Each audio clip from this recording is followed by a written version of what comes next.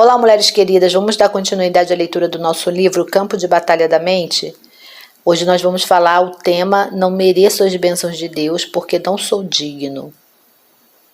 Depois de Josué ter conduzido o povo de Israel através do Jordão para a terra prometida, havia alguma coisa que Deus precisava fazer antes que estivessem prontos para ocupar sua primeira cidade, que era Jericó. O Senhor ordenou a todo o povo de Israel do sexo masculino que fossem circuncidados, uma vez que isso não havia sido feito durante todos os 40 anos que eles haviam vagueado pelo deserto.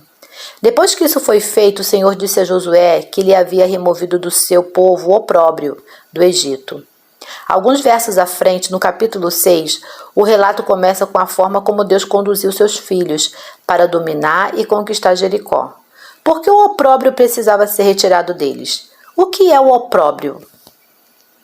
A palavra opróbrio significa culpa, desgraça, vergonha. Quando Deus disse que ele iria remover dos israelitas o opróbrio do Egito, ele estava enfatizando algo. O Egito representa o mundo. Depois de estarmos alguns anos no mundo e nos tornarmos totalmente mundanos, é preciso que a vergonha seja removida. Josué 5,9 vai dizer: Disse mais o Senhor a Josué: Hoje removi de vós o opróbrio do Egito, pelo que o nome daquele lugar se chamou Gilgal, que quer dizer removendo, até o dia de hoje. Por causa das coisas que eu tinha feito e que tinham sido feitas a mim, eu tinha uma natureza baseada na vergonha. Culpava-me pelo que tinha acontecido comigo, ainda que a maior parte tivesse acontecido na minha infância, e eu não houvesse nada que eu pudesse ter feito para evitar. Eu disse que a graça é o poder de Deus vindo a nós, como um dom gratuito para nos ajudar a fazer com facilidade o que nós mesmos não podemos fazer. Deus quer nos dar graça, Satanás quer nos dar desgraça, que é outra palavra para o opróbrio. A desgraça me disse que eu não era boa, que eu não merecia amor ou a ajuda de Deus. A vergonha havia envenenado o meu íntimo. Eu estava não apenas envergonhada do que tinha sido feito, mas estava envergonhada de mim mesma. Bem lá no fundo eu não gostava de mim. O fato de Deus remover de nós a vergonha significa que cada um de nós deve receber por si mesmo o perdão que Ele está oferecendo por todos os nossos pecados passados. Você deve perceber que jamais pode merecer as bênçãos de Deus. Você jamais pode ser merecedor delas. Você pode apenas humildemente aceitá-las e apreciá-las e reverenciar a Deus pelo quanto Ele é bom e pelo quanto o ama. Autoaversão, autorrejeição, recusa em aceitar o perdão de Deus, perdoando a si mesmo, incompreensão da justificação por meio do sangue de Jesus e todos os problemas semelhantes o manterão vagueando pelo deserto. Sua mente deve ser renovada no que diz respeito ao posicionamento correto diante de Deus por intermédio de Jesus e não de suas próprias obras. Estou convencida, depois de muitos anos de ministério, que 85% dos nossos problemas originam-se da maneira como nos sentimos a respeito de nós mesmos. Qualquer pessoa que você sabe que está andando em vitória, está também andando em retidão. Sei que não mereço as bênçãos de Deus, mas as recebo a si mesmo porque sou uma co-herdeira em Cristo. Ele as ganhou e eu as recebo colocando minha fé nele. Romanos 8,17. Você é um filho ou um escravo, um herdeiro ou um servo. Um herdeiro é alguém que recebe alguma coisa não por mérito, como quando uma propriedade é passada de uma pessoa para outra por meio de um testamento. Um servo ou operário, no sentido bíblico, é alguém que está cansado de tentar seguir a lei. O termo denota trabalho penoso e problemas.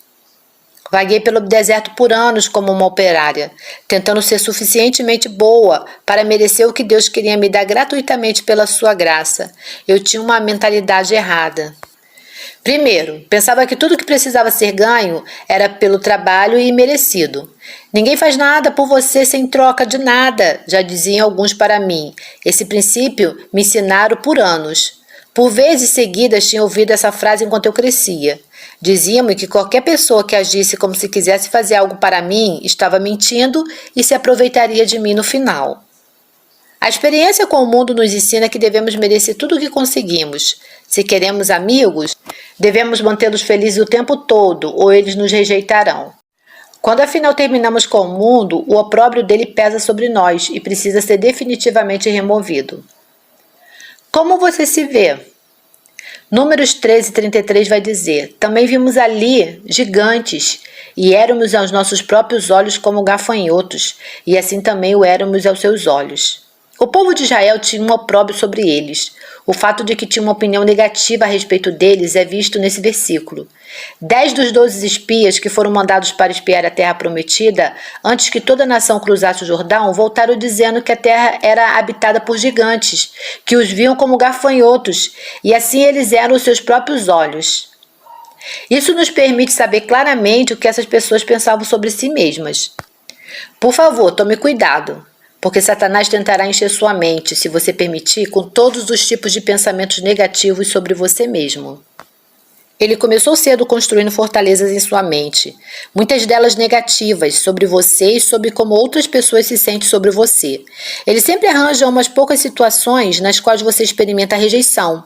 Então ele pode trazer a dor dela de volta à sua lembrança durante um tempo em que você está tentando fazer algum progresso. O medo do fracasso e da rejeição mantém muitas pessoas no deserto.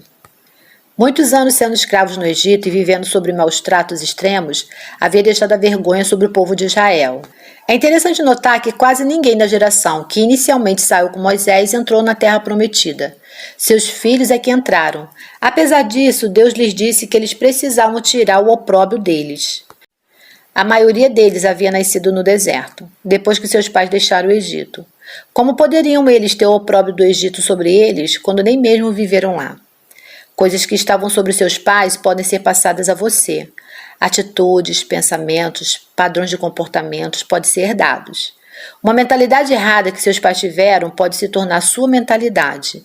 A maneira como você pensa sobre determinado assunto pode lhe ser transmitida e você nem mesmo sabe por que pensa dessa forma. Um pai que tem uma autoimagem pobre, uma atitude de inutilidade e uma mentalidade tipo "não mereço as bênçãos de Deus", pode definitivamente transmitir essa mentalidade para os seus filhos. Embora tenha falado sobre isso neste livro, como é uma área tão importante, deixe-me mencionar outra vez que você precisa estar consciente do que se passa em sua mente em relação a si próprio. Deus está desejoso de lhe dar misericórdia pelas suas falhas se você estiver desejoso de recebê-la. Ele não recompensa o perfeito que não tem falhas e jamais comete erro, mas aquele que põe sua fé e sua confiança nele. Por favor, note que sem fé você não pode agradar a Deus. Hebreus 11:6 vai dizer: de fato, sem fé é impossível agradar a Deus, porquanto é necessário que aquele que se aproxima de Deus creia que Ele existe e que se torna galardoador dos que o buscam. Sejam quantas forem as boas obras que você faz, isso não o agradará se forem feitas para comprar seu favor. Qualquer coisa que façamos por Deus deveria ser porque o amamos, não porque estamos tentando conseguir alguma coisa dele. Essa passagem poderosa diz que Deus é galardoador daqueles que o buscam diligentemente. Eu me regozijei quando finalmente vi isso. Sei que cometi muitos erros no passado, mas também sei que tenho buscado o Senhor diligentemente, com todo o meu coração. Isso significa que me qualifico para as recompensas. Decidi muito atrás que receberia todas as bênçãos que Deus quisesse me dar. O Senhor queria levar o povo de Israel à terra prometida e abençoá-los, além de seus sonhos mais extraordinários. Mas primeiro ele tinha que remover o opróbrio deles. Eles não poderiam receber dele adequadamente enquanto estivessem oprimidos com vergonha, culpa ou desgraça. Efésios 1:4 vai dizer: assim como nos escolheu antes da fundação do mundo para sermos santos e irrepreensíveis perante ele em amor. Essa é uma passagem maravilhosa. Nela o Senhor nos diz que somos dele e estabelece o que ele quer para nós. Que saibamos que somos amados, especiais, valiosos e que deveríamos ser santos, irrepreensíveis e estar acima do opróbrio. Naturalmente deveríamos fazer o possível para vivermos uma vida santa. Mas graças a Deus, quando cometemos erros, podemos ser perdoados e restaurados à santidade, feito outra vez irrepreensíveis e acima do opróbrio. Tudo está nele. Tiago 1:5 vai dizer: se porém algum de vós necessita de sabedoria, peça a Deus, que a todos dá liberalmente e nada lhes impropera, e ser-lhe-á concedida. Essa é outra grande passagem que nos ensina a receber de Deus livres de qualquer vergonha. Tiago tinha estado falando às pessoas que estavam experimentando provações, e agora ele está lhes dizendo que, se precisarem de sabedoria na situação deles, deveriam pedir a Deus. E ele lhes assegura que não os repreenderá nem censurará, ele simplesmente os ajudará. Você jamais atravessará o deserto sem uma grande ajuda de Deus. Mas se tiver uma atitude negativa sobre si mesmo, mesmo que ele tente ajudá-lo, você não a receberá. Se você desejar ter uma vida vitoriosa, poderosa e positiva, não pode ser negativo sobre si mesmo. Não olhe apenas para quão longe terá de ir, mas para quão longe já chegou. Considere seu progresso e lembre-se de Filipenses 1,6, que vai dizer: estou plenamente certo de que aquele que começou a boa obra em vós há de completá-la até o dia de Cristo Jesus. Pense e fale positivamente sobre si mesmo. Terminamos por hoje a nossa leitura e no próximo capítulo estaremos falando por que eu não deveria ser ciumento e invejoso quando todo mundo está em melhor situação do que eu. Até a próxima leitura.